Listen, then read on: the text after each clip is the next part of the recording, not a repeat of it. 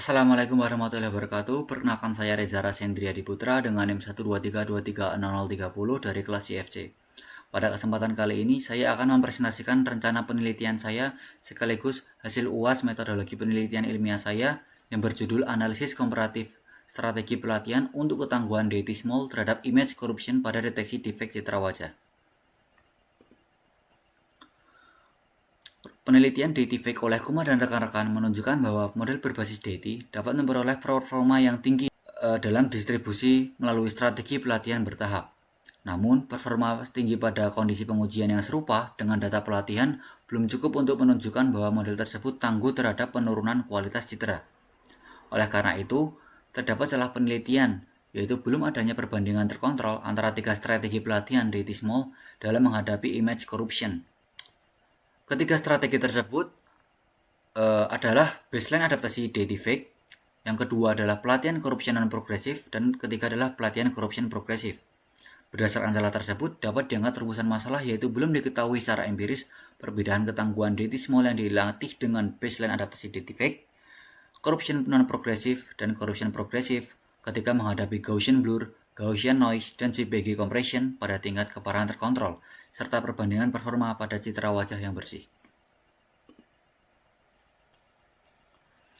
Berdasarkan rumusan masalah yang saya paparkan tadi, tujuan dari penelitian ini adalah menganalisis dan membandingkan ketangguhan DT Small yang dilatih menggunakan baseline adaptasi deepfake, pelatihan image corruption non progresif, dan pelatihan image corruption progresif terhadap Gaussian blur, Gaussian noise, dan kompresi JPG pada berbagai tingkat keparahan dan mengevaluasi performanya pada citra wajah bersih.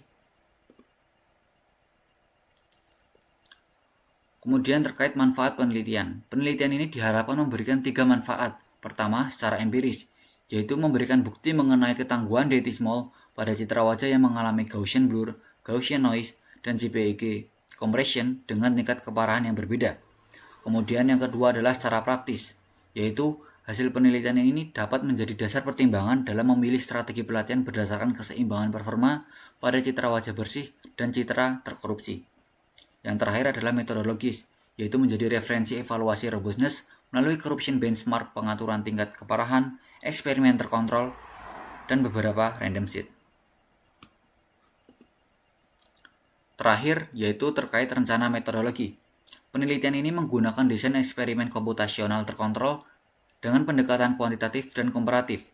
Desain ini dipilih karena penelitian memberikan perlakuan yang berbeda pada strategi pelatihannya, sedangkan arsitektur dataset, bobot awal, pembagian data, konfigurasi pelatihan, dan kondisi evaluasi dibuat sama. Dengan demikian, perbandingan antar skenario dapat dilakukan secara adil. Untuk tahapan penelitian sendiri, dimulai dari studi literatur mengenai defect detection, arsitektur date, image corruption, progressive training, dan evaluasi ketangguhan model. Kemudian, dataset citra wajah real dan defect akan dipersiapkan. Citra akan diperiksa, kemudian diubah ukurannya menjadi 224 x 224 piksel, kemudian dikonversi ke RGB, kemudian dinormalisasikan sesuai bobot peralatan ImageNet. Lalu model yang digunakan adalah DET Small Patch 16224 dengan bobot peralatan ImageNet 1K. Sebelum masuk ke skenario yang telah saya paparkan tadi, yaitu ada 3, model terlebih dahulu dilatih menggunakan augmentasi standar. Hasil tahap awal dilakukan sebagai common baseline checkpoint, yaitu titik awal yang sama bagi seluruh skenario. Penggunaan titik awal yang sama penting agar perbandingan tidak dipengaruhi oleh perbedaan bobot awal.